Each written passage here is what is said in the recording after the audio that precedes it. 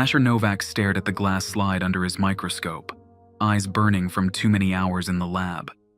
Coffee cup number 4 sat empty beside his keyboard. The samples from the latest COVID patients showed something different. Nothing major, just a slight variation in the protein structure he couldn't quite place.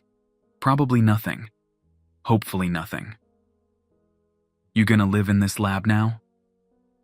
Zoe Liang leaned against the doorframe, lab coat unbuttoned, ready to leave for the night. Asher rubbed his eyes. Just finishing up. These new samples from Pittsburgh are weird. Weird how? Zoe stepped closer, suddenly interested. Probably just contamination. I'll run them again tomorrow. Asher stood and stretched, too tired to science properly. The CDC building was nearly empty at 11:30 p.m. on a Friday. Most normal people had lives, unlike Asher, who'd divorced his ex-husband 2 years ago and hadn't managed a second date since. The security guard nodded as they walked out together. Big plans this weekend? Zoe asked as they reached the parking lot. Sleep. Maybe order too much Thai food and watch bad movies. Exciting, Zoe grinned. I've got a date with that paramedic I told you about. The hot one with the motorcycle? That's the one. We'll use protection and don't do anything I wouldn't do. Asher winked. That leaves me a lot of options considering your social life. Zoe laughed, keys jingling in her hand. Get some actual sleep, Asher. You look like shit. The cold Atlanta night air felt good after hours in the sterile lab environment. Asher's apartment was 20 minutes away, a small one-bedroom that cost too much but was walking distance to a decent coffee shop. He'd barely unlocked his door when his phone buzzed. He ignored it. Then it buzzed again. And again. 3 texts from his supervisor, Dr. Eleanor Vega. Emergency meeting, 7 a.m. tomorrow. New variant detected in multiple locations. All hands. Fuck, Asher muttered, tossing his keys on the kitchen counter. So much for sleeping in. The CDC conference room buzzed with nervous energy. Every virologist, epidemiologist, and lab tech had been called in, including people Asher barely recognized from other departments. Dr. Vega stood at the front, her usually perfect hair hastily pulled back, dark circles under her eyes. We have reports of a new COVID variant from 6 different locations across the country, she said without preamble. Pittsburgh, Phoenix, Miami, Portland, Chicago, and here in Atlanta. She clicked to the first slide. Asher recognized his own data from yesterday. The mutation affects the spike protein in a way we haven't seen before. Initial reports suggest increased transmissibility, but that's not our primary concern. She clicked to the next slide showing clinical data. The variant appears to cause rapid deterioration of vascular tissues. Murmurs spread through the room. Patients are developing widespread internal hemorrhaging within 48 hours of symptom onset. So far, we've confirmed 23 cases, 17 fatalities. The room went silent. How is it spreading? Someone asked from the back. Same as the original. Respiratory droplets, close contact. But preliminary data suggests it might remain viable on surfaces longer. Asher's mind raced. He'd handled those samples yesterday without extra precautions. Standard protocols, sure, but if this thing was significantly more transmissible. Dr. Vega continued. We're designating this strain COVID-VH for vascular hemorrhagic. The White House has been briefed. Public announcement goes out at noon. I need everyone working on this. Sequencing, treatment protocols, containment strategies, everything else gets backburnered. She assigned teams rapidly. Asher found himself heading up genomic sequencing with Zoe and 2 others. One more thing, Dr. Vega said as they prepared to disperse. Before you leave this room, all of you need to submit blood samples and begin prophylactic antivirals. Anyone who's handled suspected COVID-VH samples goes into isolation protocol until cleared. Asher's stomach dropped. That meant him. 3 days in isolation gave Asher plenty of time to work, at least. His small quarantine room at the CDC had been set up with everything he needed to analyze the genetic structure of COVID-VH remotely. Blood tests had come back negative, but protocol demanded a full week of isolation for anyone with potential exposure. The variant was unlike anything he'd seen. The genome showed multiple significant mutations, not just the gradual drift typical of most variants. It was as if the virus had made an evolutionary leap. His phone buzzed with an incoming call. Zoe. "Hey, how's prison?" she asked. "Boring as hell. How's the outside world?" "Getting tense. People are starting to panic buy again. Masks sold out everywhere." She paused. The emergency alert system just sent out notifications about COVID-VH. National Guard is setting up testing centers. Shit's getting real, huh? Asher pulled up the CDC case dashboard on his computer. The numbers had jumped since morning. Any news on patient 0? Nothing solid. Oh, did you see the protein folding simulation results? This thing is efficient as fuck at binding to vascular endothelial cells. Yeah, I'm looking at it now. It's like it evolved specifically to... A loud alarm cut through their conversation, making Asher jump. Red emergency lights began flashing in the hallway outside his room. "What the hell is that?" Zoe asked through the phone. "Containment breach alarm. Probably just a drill."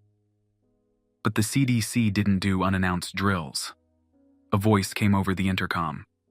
"Attention all personnel. This is a code red. Containment breach in biosafety level 4. This is not a drill. All personnel implement emergency protocols immediately." "Zoe, I gotta go." "Asher, wait. There's something you need to..." The call dropped. Asher stared at his phone, then at the locked door of his isolation room. He was supposed to stay put during any facility emergency, standard protocol. But a BSL-4 breach was serious, potentially catastrophic. His work terminal beeped with an incoming message from Dr. Vega. "Stay in isolation. Breach contained to BSL-4. All secure on your floor." That was somewhat reassuring. BSL-4 was 2 floors down, where they handled the most dangerous pathogens on Earth.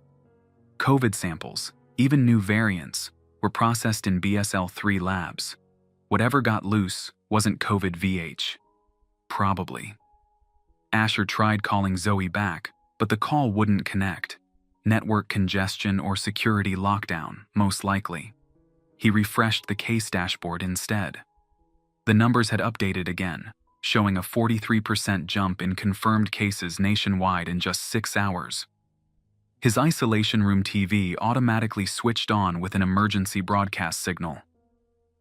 "This is an emergency alert from the Centers for Disease Control and Prevention.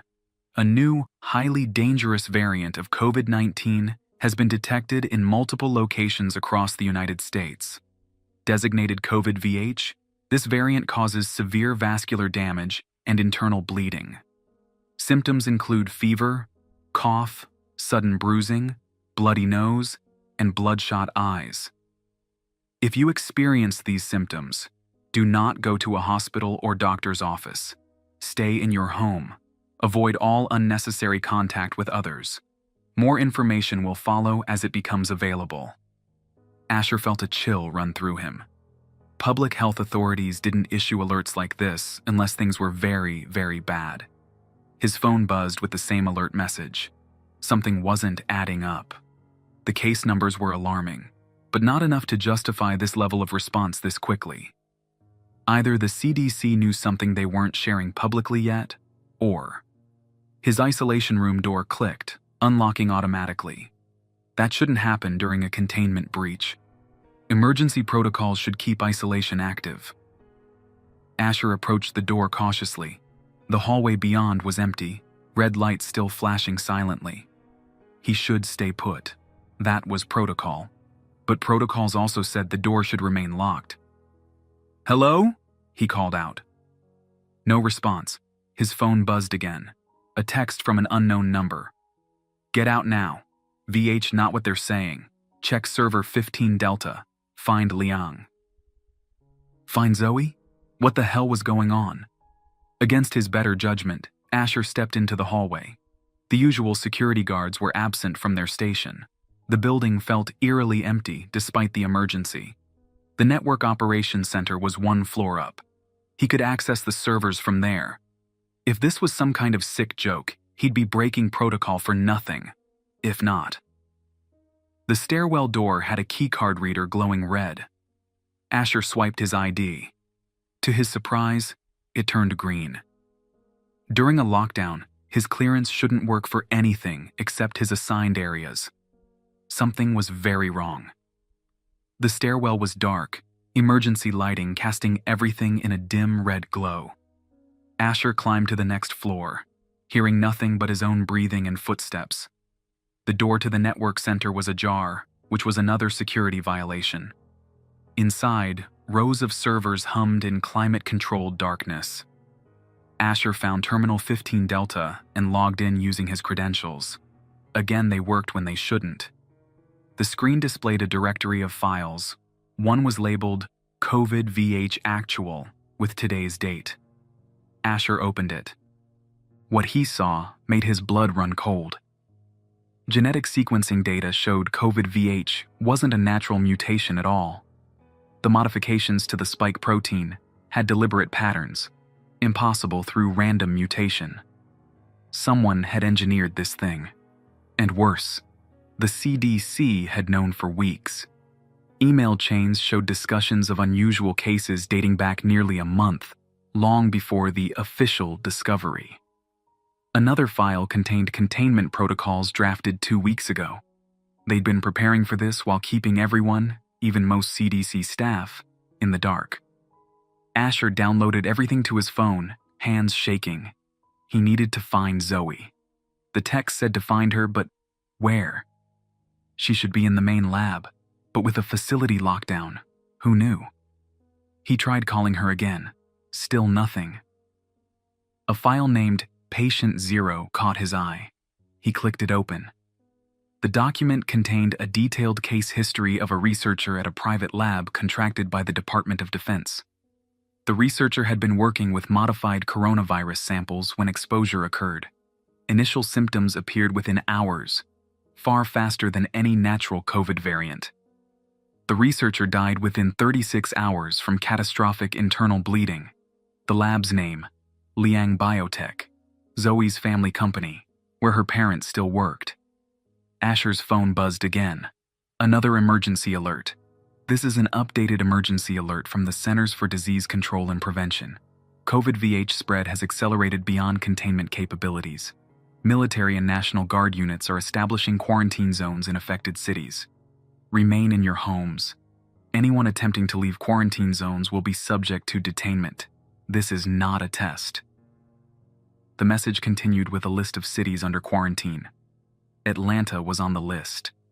Asher needed to get out of the building, find Zoe, figure out what the hell was happening. As he turned to leave, the door to the server room opened. A security team in full hazmat gear stood in the doorway, weapons drawn. Asher Novak, one of them said through their mask. You're coming with us, now. They escorted him not to a detention room as he expected, but to Dr. Vega's office. She sat behind her desk, looking tired but composed. Sit down, Asher, she said, dismissing the security team. What the fuck is going on? Asher remained standing. COVID VH is engineered, and you knew? We suspected, she corrected. We needed confirmation before causing mass panic. The quarantine zones, the alerts, this is moving too fast for a disease discovered 3 days ago. You've been tracking this for weeks. Dr. Vega sighed. We detected unusual cases in Miami 4 weeks ago. By the time we identified it as a new variant, it had already spread to multiple cities. The genetic modifications were concerning. Concerning? It's a fucking bioweapon. We don't know that for certain. She didn't sound convinced by her own words. Liang Biotech. Patient Zero worked there. That's Zoe's family company. Dr. Vega's expression hardened. Zoe Liang is no longer with the CDC. What does that mean? She left the facility yesterday before the lockdown. Her credentials have been revoked.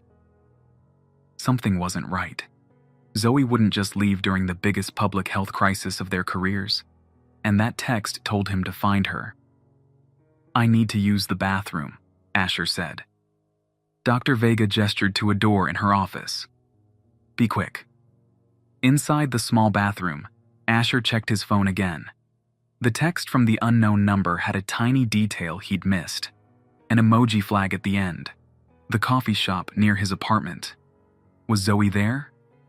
He had to get out of the CDC. But how? The building was locked down, and he was being watched. The bathroom window was small but not impossible to fit through. 6 stories up, with no way down. Except the fire escape on the adjacent wing, if he could reach it. Asher made a decision. He cracked the window open, gauged the distance. About 8 feet to the metal platform of the fire escape. A deadly drop if he missed, but staying might be worse. Dr. Vega knocked on the bathroom door. "Asher, everything okay in there?" "Fine, just stomach issues, must be the isolation food." "I need you back out here. There's something you need to see." Asher looked at the gap again. He wasn't athletic. This was insane. But the files he'd seen, the engineered virus, Zoe's disappearance. Asher, open the door now. He took a deep breath, climbed onto the windowsill, and jumped. The coffee shop looked deserted, closed due to the emergency measures. Asher tried the door anyway. Surprisingly, it opened. Inside, Zoe sat alone at a corner table, face partly hidden by a medical mask. She had a laptop open in front of her. "Jesus, Asher, you look awful," she said as he approached. "Had to jump between buildings, then steal a bike. Not my finest hour." He sat across from her, lowering his voice. "What the hell is happening, Zoe?" "The files say patient 0 worked at your family's company." "That's what they want everyone to believe." Zoe turned her laptop around. "My parents sent me this yesterday before communications with their facility were cut off." The screen showed security footage of a lab. A researcher in a hazmat suit was working with samples in a containment hood.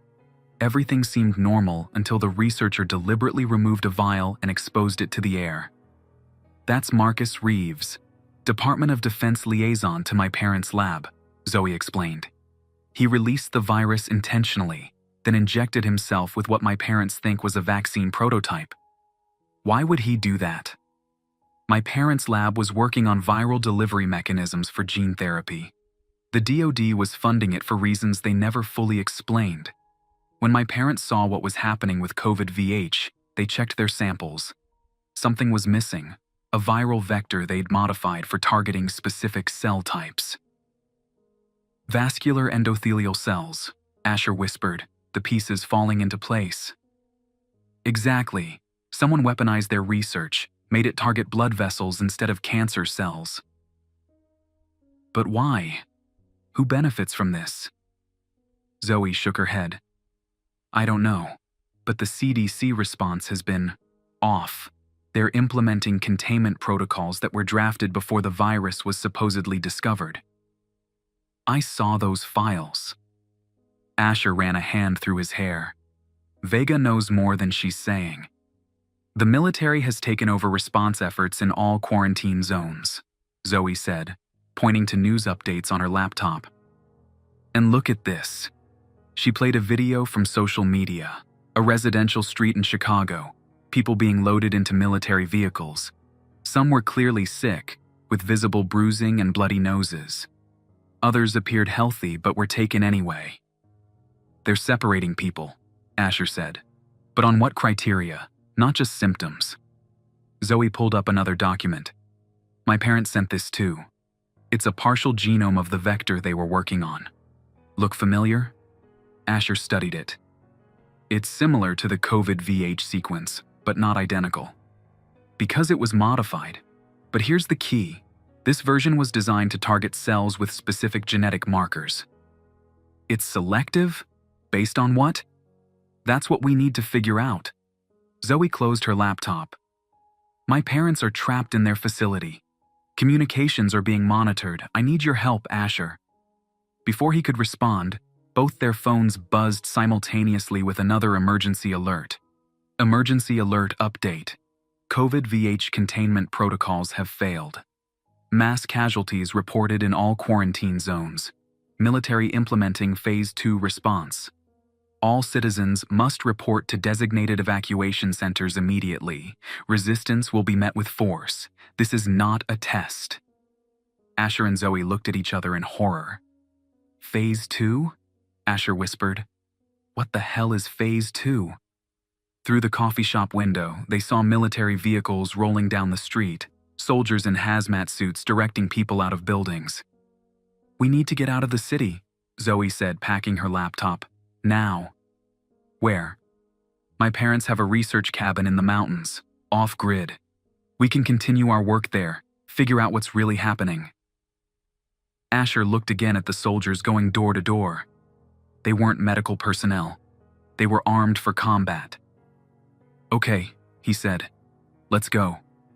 As they slipped out the back door of the coffee shop, a military helicopter flew overhead, broadcasting a message on repeat. Attention citizens, this area is under quarantine. Proceed to evacuation centers for medical screening and relocation. Compliance is mandatory. In the distance, Asher could hear screams. Getting out of Atlanta proved harder than expected. Military checkpoints blocked major highways, and drones patrolled overhead. Zoe's gray Subaru wasn't built for off-roading, but they had no choice, cutting through parklands and maintenance roads to avoid detection. This isn't about containment anymore, Asher said, watching another convoy of military vehicles pass on a distant road. This is occupation. Zoe kept her eyes on the rough terrain ahead. My parents warned me this might happen. They've been uneasy about the DoD contract for months. Said the military liaisons asked too many specific questions about targeting mechanisms. You think they planned this? Released it deliberately? I think we're missing pieces of a bigger picture. They drove in silence for a while, the city falling behind them as they entered the foothills of the North Georgia mountains. Asher checked his phone periodically, but cell service had become spotty, then non-existent. The radio broadcast nothing but emergency messages, repeating the same instructions to report to evacuation centers. We should be about an hour from the cabin, Zoe said, as they turned onto a gravel forest road. Assuming we don't run into any, she slammed on the brakes. Ahead, blocking the narrow road, was a military Humvee with 2 soldiers standing guard. Fuck, Asher whispered.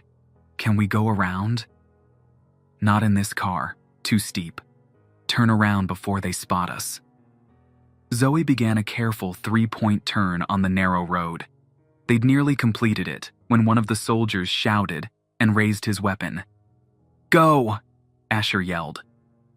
Zoe floored it, gravel spraying as they accelerated back the way they'd come. Gunshots cracked behind them, and the rear window shattered. Jesus fucking Christ, they're shooting at us! Asher ducked lower in his seat. They're not trying to arrest us, Zoe said grimly. They're eliminating witnesses.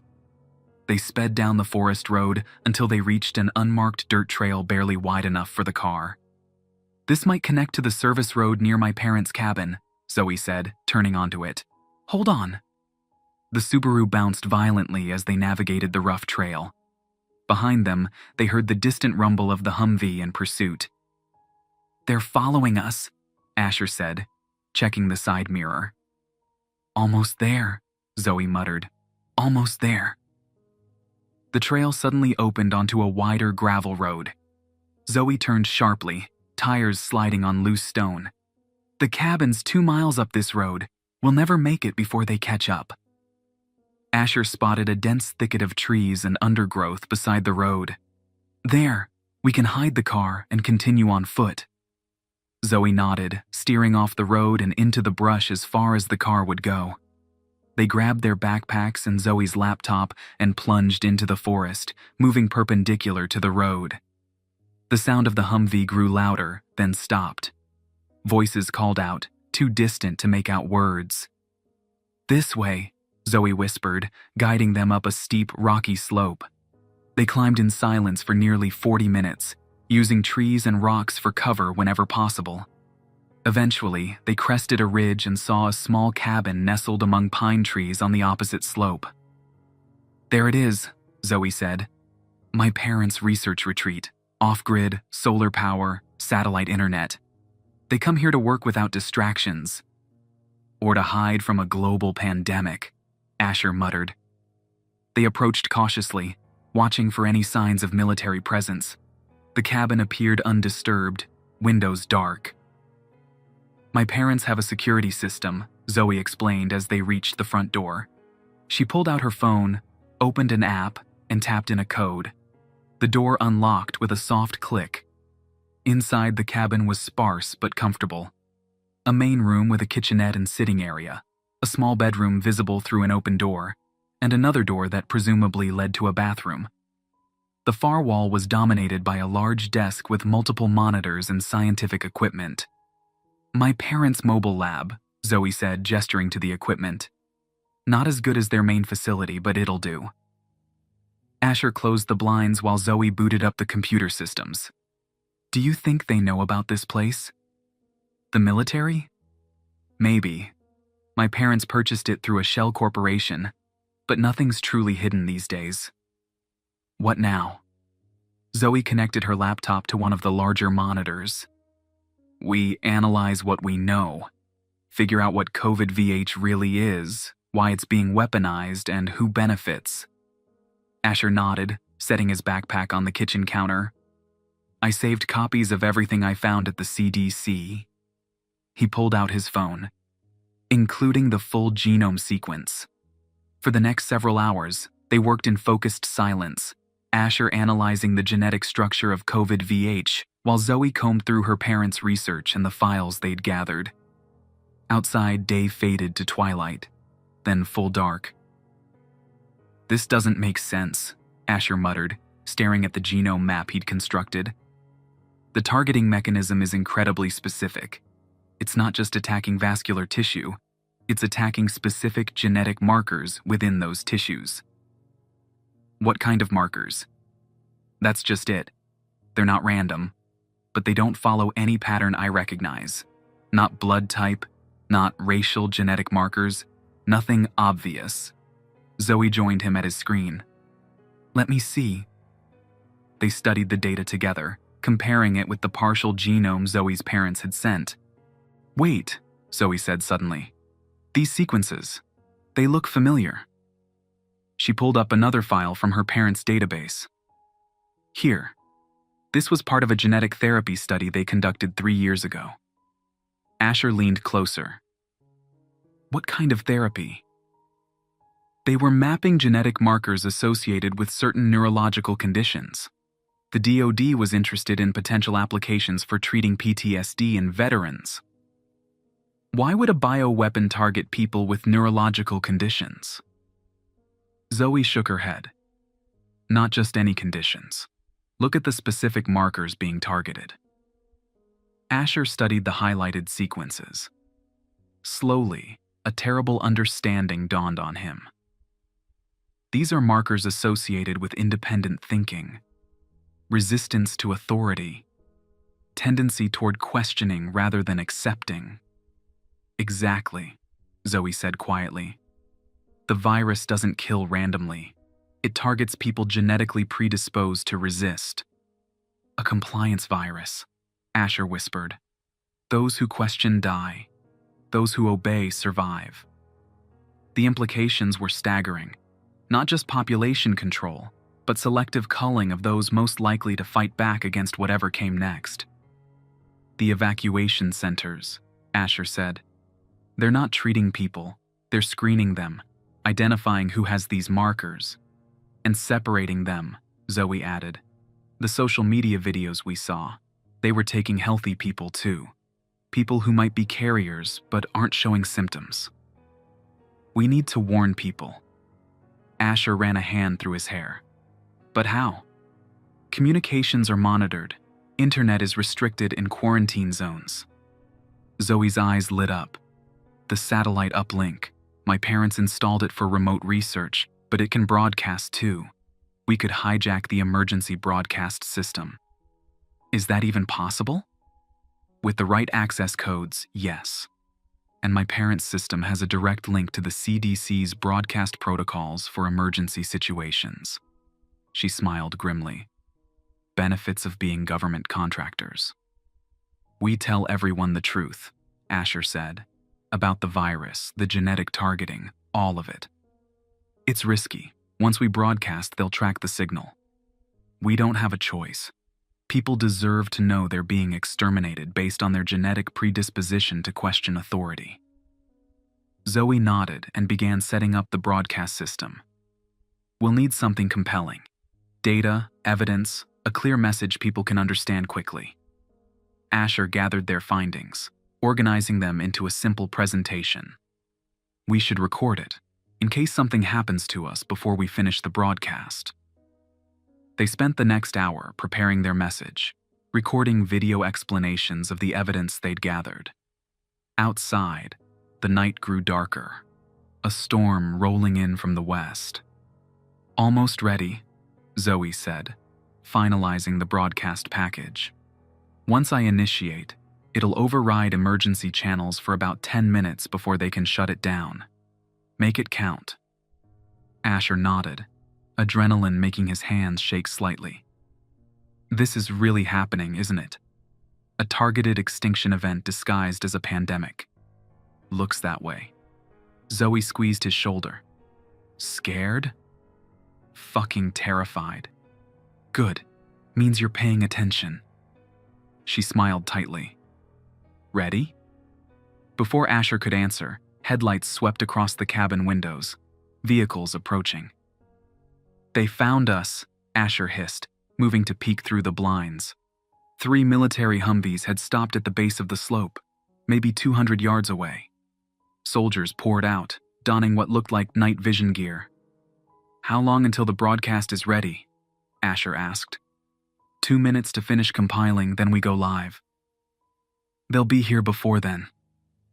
Asher looked around desperately. We need to buy time. There's a generator shed about 50 yards behind the cabin, Zoe said. If we cut the main power, my parents' system will automatically switch to backup power.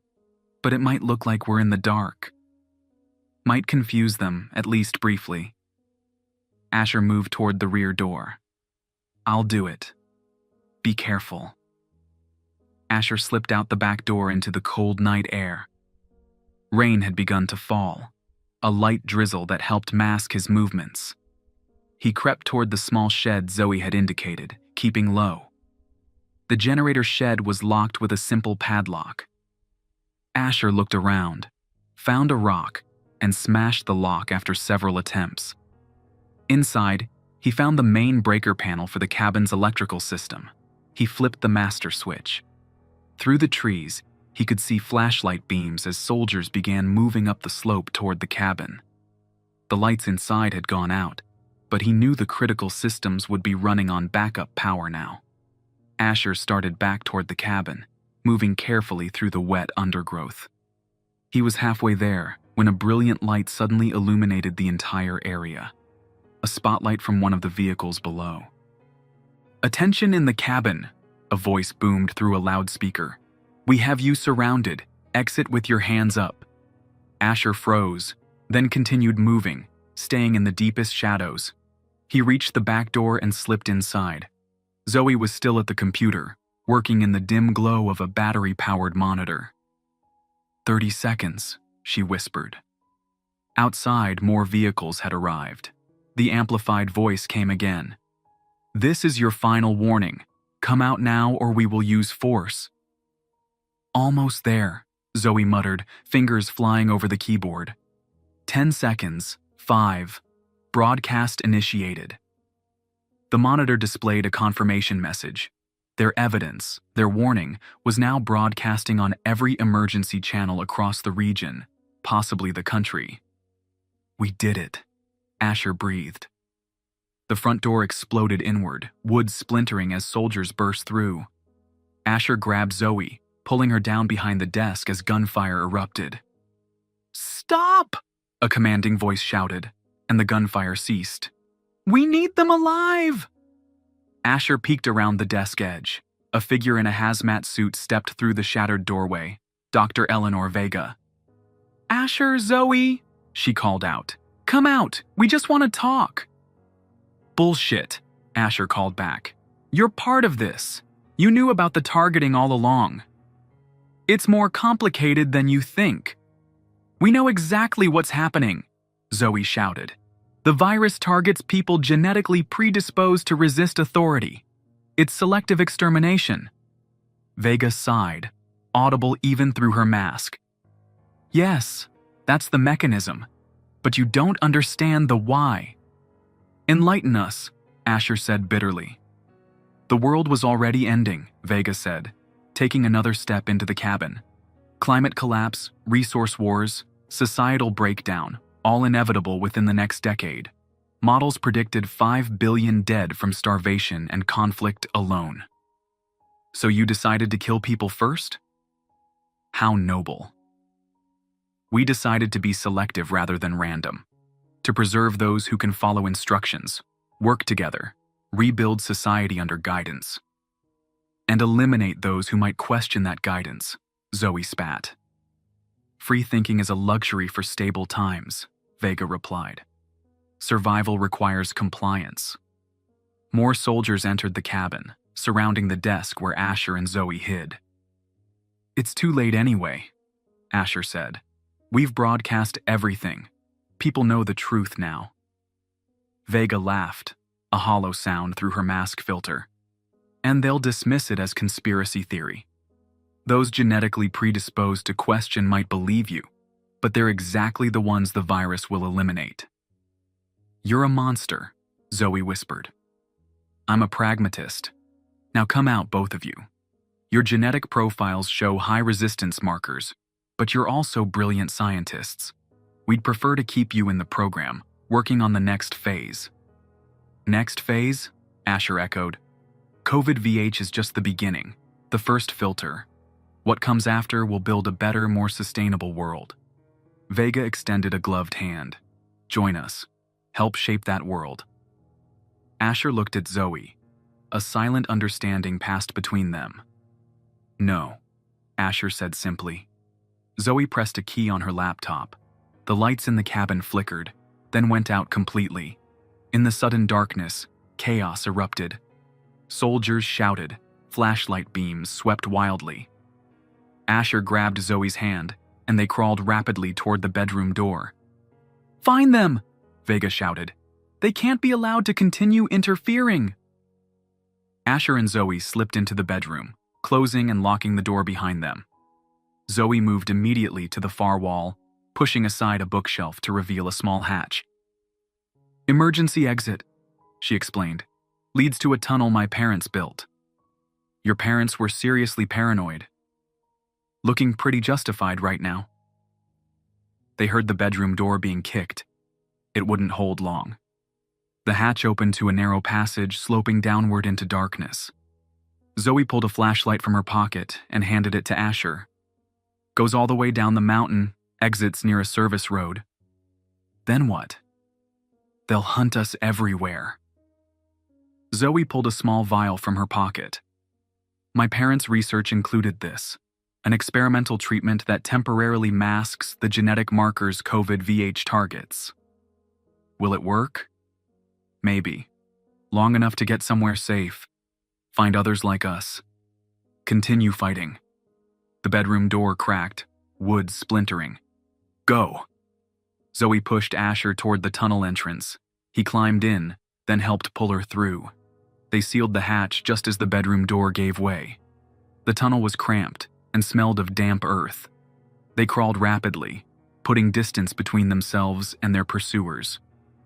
They'll figure out where this leads, Asher panted. We won't have much time. Then we better make it count, Zoe replied. After what felt like an eternity, the tunnel began to slope upward. Eventually, they reached another hatch. Asher pushed it open cautiously, revealing rain-soaked forest. They emerged into the storm, now raging in full force. Lightning flashed, illuminating the mountainside around them. No signs of pursuit yet, but it wouldn't take long. "Which way?" Asher asked, rain plastering his hair to his forehead. Zoe pointed downhill. "Service road should be about half a mile that way. If we can find transportation—" A deafening explosion cut her off. They turned to see the cabin erupting in flames, despite the rain.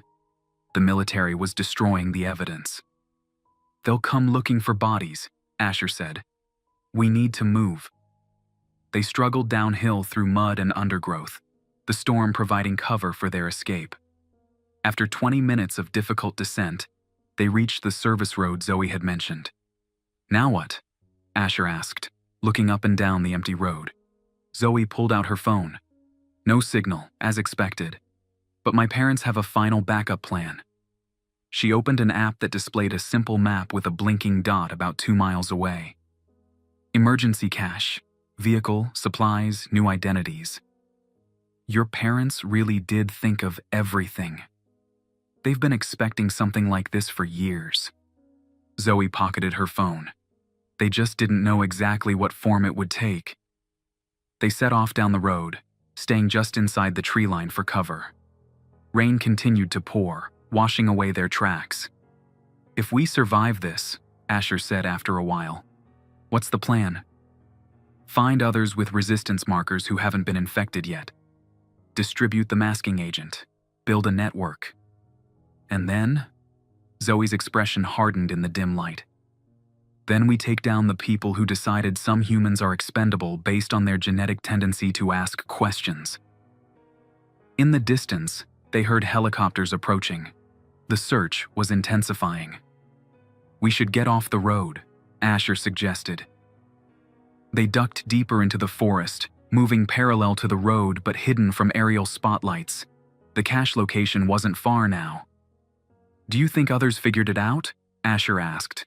"About the targeting?" "I'm counting on it," Zoe replied. "Our broadcast went out. Even if they shut it down quickly, some people will have seen it. People with the very genetic markers that make them likely to believe it." "So, we're looking for conspiracy theorists?" "We're looking for people who question the official story," Zoe corrected. "People genetically predisposed to think critically rather than accept authority blindly. People like us." "Exactly." They continued in silence for a while, the only sounds the rain and distant helicopter rotors. Eventually, they reached coordinates matching the blinking dot on Zoe's app. What appeared to be an abandoned storage shed stood in a small clearing. Zoe approached it, entered a code on a hidden keypad, and the door unlocked. Inside was a rugged Jeep, boxes of supplies, and a secure case containing what Asher assumed were the identity documents Zoe had mentioned. "Where do we go?" Asher asked as they loaded supplies into the Jeep. "West," Zoe said. "My parents mentioned other researchers who were asking questions about the DoD contracts. People who might have gone into hiding when this started." Asher nodded, climbing into the passenger seat. "How do we find them?" "We follow the pattern.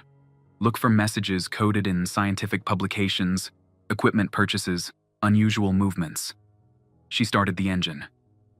"The same genetic markers that make us targets also connect us. We think similarly, question similar things." "A resistance network based on genetic predisposition," Asher mused. "Ironic, given what we're fighting against."